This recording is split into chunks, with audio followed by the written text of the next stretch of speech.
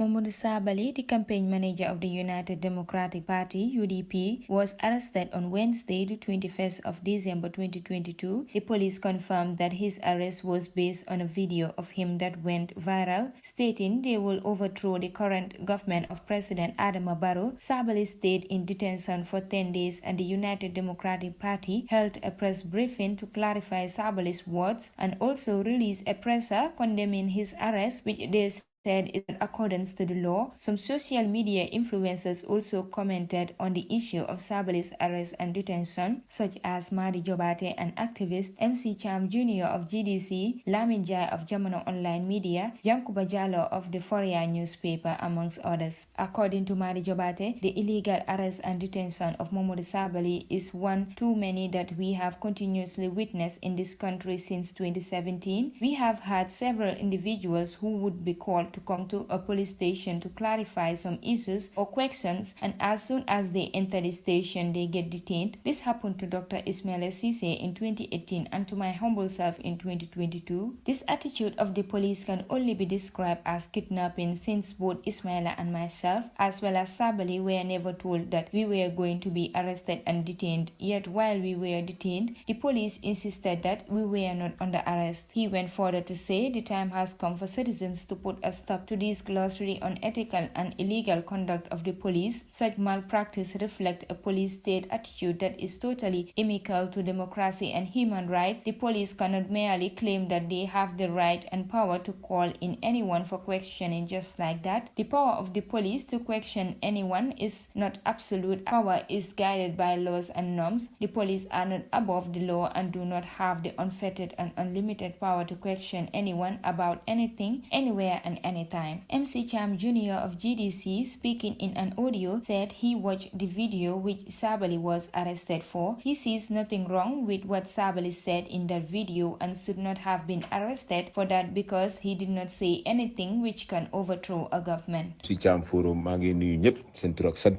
di nuyu kilifa yi nekk si forum bi ñi nekk si réew mi ak si diaspora bi. Man la MC Cham Jr.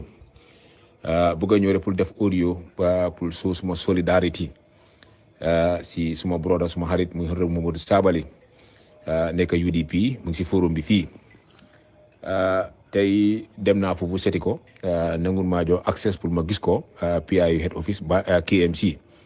wala jot naa waxtaan naa jabaram waxtaan naa moom bu baax a baax tam man tam déglu naa vidéo bi seetaan naa vidéo bu baax a baax. moo ko seetaanee vidéo bi soo ko xoolee sax jaru sax ñu arrest Momodou Sabally si nekk vidéo bi ret la jaru ñu arrest ko. ante lu ma wax rek soo xoolee lu mu fa wax yëpp amul dara nga wax na ko foofu wala mention na anything about coup d'état waxul dara si affaire yi naka ay soldat.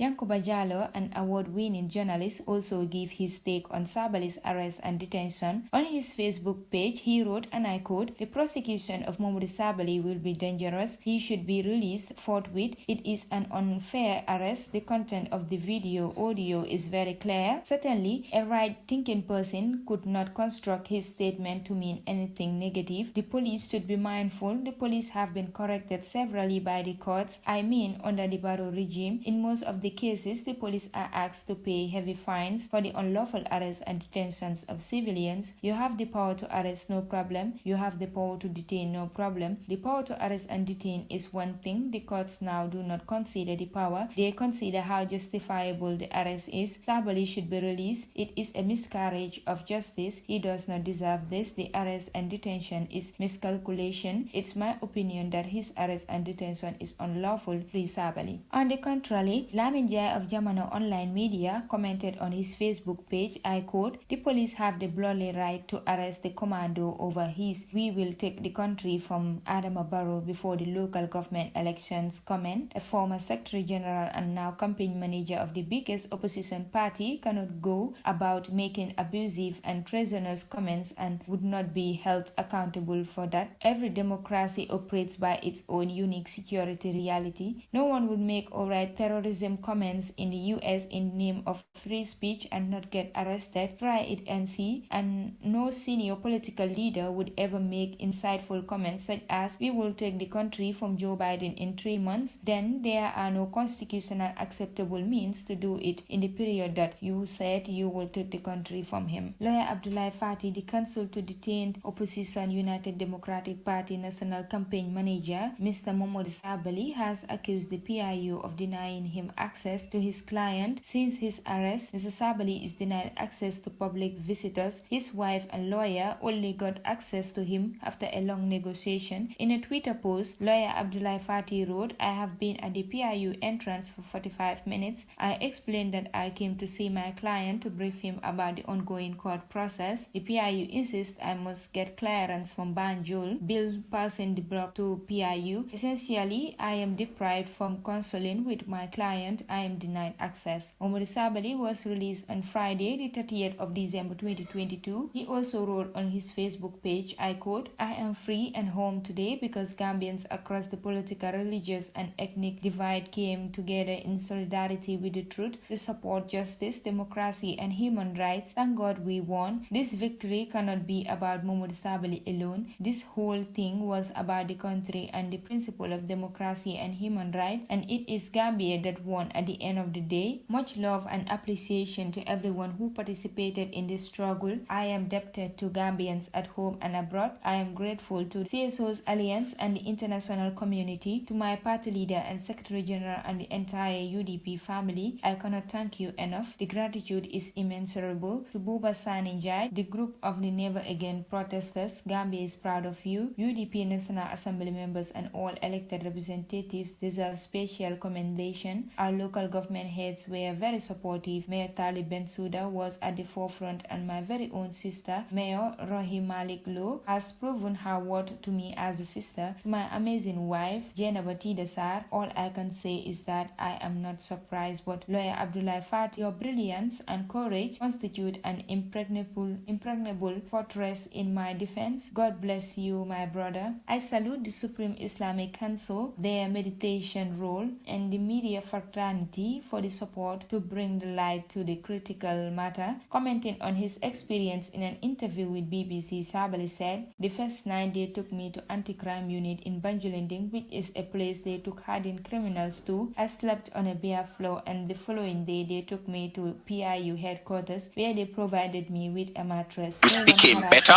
I had a mattress. No one harassed me among the officers. But what I kept telling them is that reminding my family of my unjustified detention without trial under the former regime, which caused my family trauma. I did not expect my family to go through the same thing in what we have decided to call New Gambia. Are you seeking legal redress for the conditions of your arrest and what apparently seems like a denial of your fundamental rights, being held in captivity for 10 days without charge? Well, I'll still have to talk to my lawyer, but what I know, this is beyond me because the whole nation stood in support of me, in defense of my rights, in defense of democracy. So it's the entire nation that's enraged, it's the entire nation that's seeking answers to questions. But like I said, I'll have to take advice from my legal representatives on the next steps. So finally, if you're drawing a connection between your arrest and your political status in the Gambia, are you therefore saying that your arrest was politically motivated? I definitely believe that, and most people believe that, because and why? I'm one of the loudest voices in this country, the biggest critics of this government, both in the local languages, and I'm very popular in the WhatsApp circles here, and I am on social media, on Twitter, on Facebook. I am on BBC. Actually, the last time I had an interview on BBC Newsday about fuel price situation in this country, a supporter of the NPP released an audio to say that I should be detained because why should BBC talk to me? I am not in government. There has to be a motive behind it. That audio is out there in the open. NPP supporters calling on their government, the incumbent, to arrest me and detain me because I'm making too much noise. That's out there in the open. So will you stop making noise now? Well,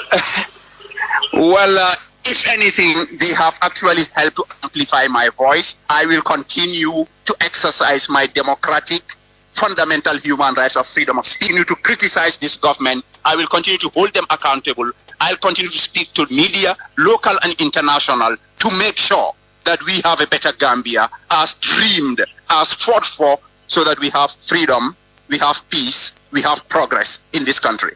That is not going to change. In fact, my voice is already... For In-Depth Media, I am Bajan Kamara.